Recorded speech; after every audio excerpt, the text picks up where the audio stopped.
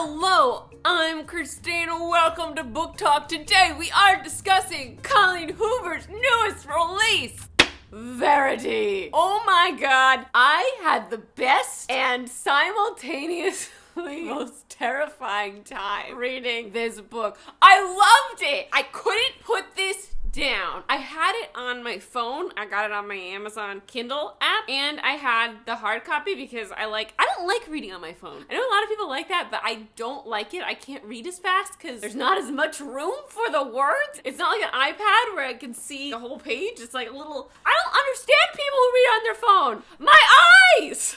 Sorry. Tangent. Anyway, I was reading it on my phone though, and in hard copy because I always have my phone. I couldn't always have this. So when I was online for my sandwich at Jersey Mike's, I was reading it on my phone. When it was too far away from the nightstand for me to reach when I was laying in bed, I was reading it on my phone. It was a 2-day stretch where I read this. A 2-day stretch where I did not sleep. Not because I wasn't trying to sleep, because I was. I started it at like 11 p.m. at night. Bad idea. All of a sudden I was at page 100, and then I decided you should go to sleep. And then I woke up every 2 hours and I kept thinking that one of the characters from this book was just here with me, and it was horrifying.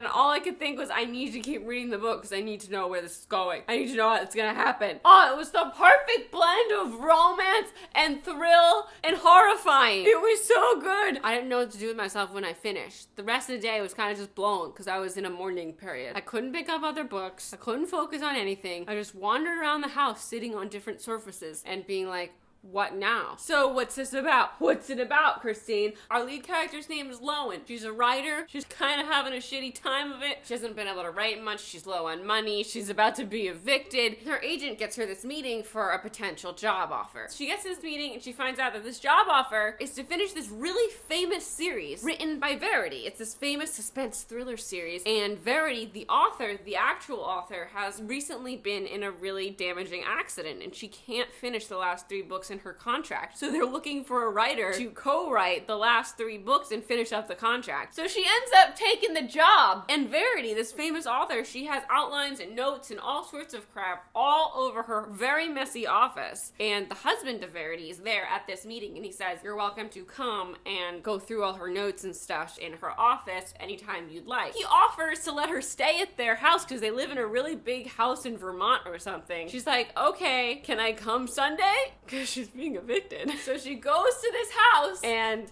shit happens from there. It's a romantic suspense thriller. I was very, very creeped out, but I loved it. Like, it wasn't too far. I mean, I didn't sleep the last 2 nights, but it wasn't like too scary. It was like creep scary, which is what I can handle, and it made you think, and it made you reflecting on it afterward. I kind of got the same chilled, fascinated feeling that I got when I was watching Nocturnal Animals, which I really, really loved that film. It gets an A+ from me. And this is so different from what Colleen usually writes in some ways, but not in all the ways. It's still a romance. It still has unexpected turns. It just had the creep factor that went a little further than it usually does. It is rated R. Lowen is 31 or 32. There are rated R sex scenes, but also in general, it's rated R level disturbing. I think my favorites now go November 9th, Verity, Ugly Love, Slammed, All Your Perfects, Without Merit, It Ends With Us. I think Hopeless is still at the bottom because it made me the saddest, most depressed, saddest person. Go pick up Verity, read it, come back, and we can talk about it together. Bye if you haven't read it yet. Spoilers are coming.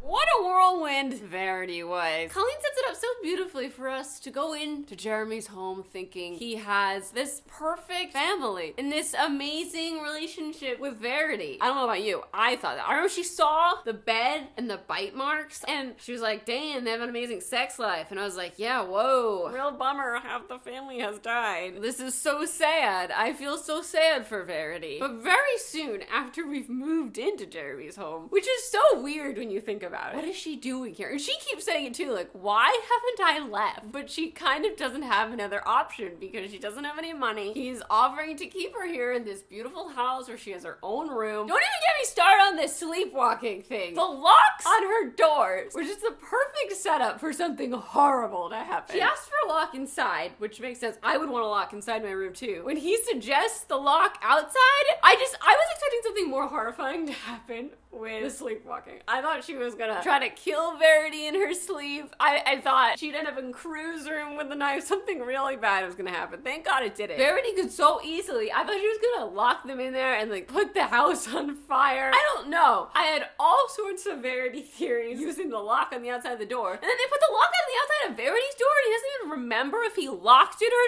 not. Jeremy, what you doing? Okay, you know, I'm getting ahead of myself. For the first time shit feels awry, Lowen is in Verity's office, working. Verity is outside in her wheelchair, looking out. Lowen looks up, and Verity's looking right at her. And then we also have classic horror movie 5-year-old walking around. There's nothing scarier than a child staring at you and not speaking. And the first thing we see upon getting to this house is Crew just staring at her through the window. And then there's nothing scarier than the child teaming up with this scary, might not actually be comatose person. They're hanging out way too often. And then she finds the first chapter to this autobiography. The start of this autobiography is like, what's the point of writing an autobiography unless it's so truthful that it hurts? At best, you're gonna leave my autobiography feeling super uncomfortable with me. At best, you're gonna leave your autobiography calling the police. Uncomfortable is a huge understatement. The first chapter is the one that ended with her getting pregnant, or with her realizing, unfortunately, this was the start of the thing that would take Jeremy away from me. And right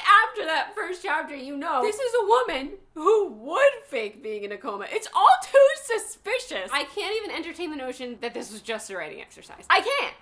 She wrote an entire book for a writing exercise. She's so manipulative just in the way that she's pretending that she's in a coma. You could villainize yourself in another way if you're doing a writing exercise. There's so many ways to be a villain, but to villainize yourself in the way where you hate your children was so uncomfortable. Every time we came back to Lowen reading the chapters, you're right there with her. She's like, I'm gonna vomit. I'm gonna throw up. Then the woman who wrote all this stuff is like 50 feet away in the same house as her. Let me know what you came out of this thinking in the comments. I was like, this letter's fucking bullshit. Why wouldn't she have taken Crew and she said she was waiting for the money to come through? I don't know. Why wouldn't she have Crew get the phone and call the police? Why wouldn't she do something? Why would she print that manuscript? Why? Because she wanted to publish it to help other writers? I mean, why?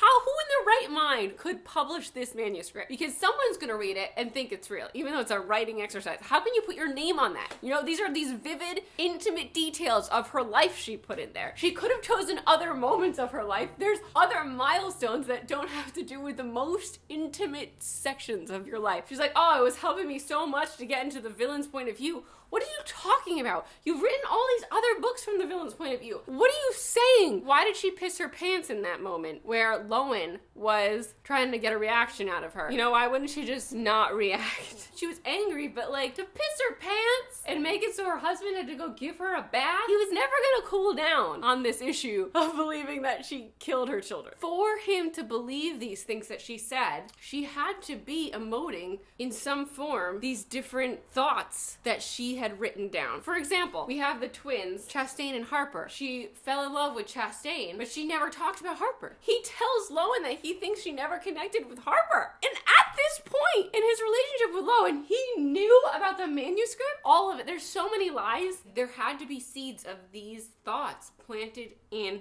Jeremy's mind for him to believe this book. Why would she make up this dream where one of her daughters killed the other one? Why? Everything else is based on real moments in her life, so did she actually have this dream? Did she actually think that Harper killed her sister?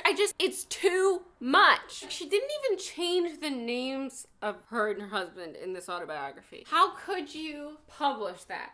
How could you publish it? How could you publish it? How? And why is she being so creepy? Ugh, it's just so horrible. She attached those thoughts to her happiest memories, supposedly? I just don't know. I just don't get it. What did we think of Jeremy? Do we still think that it's okay for her to date Jeremy and be with Jeremy? What Jeremy did, in a way, it's understandable, but is it excusable? Should he have called the police? Yes. The scene in Verity's manuscript where she puts her fingers down her baby's fucking throat. Why? What mother would be capable of writing this shit about their children? You know, your greatest fear as a mother is shit happening to your kids. And she said she was in such a dark place. I don't know. I can't. Why did she start the autobiography with that monologue of how you have no place writing about yourself if it's not the barest truth, if your soul isn't on display, and blah, blah, blah. If it was a writing exercise, and still, maybe it was, but if it was, why would you start off like that? Also, if it's a writing exercise, why in the fuck are there like 50 detailed sex scene chapters? That doesn't work for a narrative. Why? Even if this wasn't all real, if it was a writing exercise, I still think she has major issues, that she printed it out, that she left it on her computer, that she wanted to share it with other writers. No. Jeremy, let me explain. Let you explain what? You write this manipulative, psychotic version of your life and you were planning on sharing it? Like, can you imagine being the husband who is in this manuscript that people are reading that is a writing exercise about the most intimate details of your life and everything is exactly accurate to what happened, but it's told from your wife's inner evil monologue? I mean, what did she think that she was doing? If this was a writing exercise, you were writing down the most horrible thoughts you could possibly dredge up about your children and your husband, would you not title this writing exercise? Would you not put a giant note at the top of the manuscript saying, this is just a writing exercise? The thoughts and events are fictional. Would you not at least put a little note at the end? Note: this is a writing exercise. It is not real. Does Verity do that? No. What does she title it? Autobi-fucking-ography. Not dark autobiography, not my fake autobiography, not my villainous autobiography, not the darkest timeline. She just says it's an autobiography. If this was a writing exercise, that was some sick shit. Don't print it out, delete it. You don't print it out when you're done and plan to distribute it to people. You delete that fucking shit. You can tell people that you did this and it was helpful, and tell people that's a way to get through your writer's block, but don't fucking share it. And then what do we think of Lowen not immediately telling Jeremy about the sick, twisted shit she's reading about in this manuscript because she likes him? Everyone is questionable, including Crew, because why isn't he telling anyone that his mom can talk? Did she tell him that his dad tried to kill her? Because, again, that's a big deal, and I wouldn't trust my dad after that, but him and his dad seem to be on good terms. And also, how unfunny were Lowen's jokes? Maybe the most unfunny jokes I've ever heard. I was like right there with Crew. Dude, that's not funny. It's not even funny in an unfunny way. And Jeremy, you're not funny either. No one is funny. The funniest one is probably Verity, and she's a sick, twisted psycho who should not be laughed at. Please share your thoughts. I'm Christine. My first novel, Again But Better, is out May 7th, 2019. Links to pre-order in the description below. Thank you so much for watching. I make videos every Tuesday, and I will see you next time. Goodbye!